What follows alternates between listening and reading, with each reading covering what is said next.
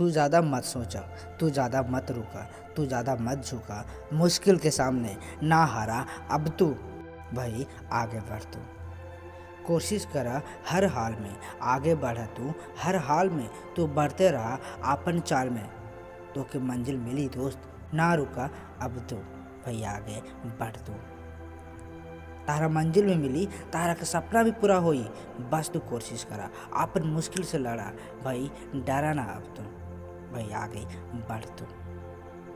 जे तहरा मजाक उड़ावे ले ना, ओकरा के उड़ावे दा। तहरा पे जे ताना मारे ले ना, ओकरा के मारे दा भाई। जे तहरा के हर वक्त बुड़बक समझे ले ना, ओकरा के भाई समझे दा।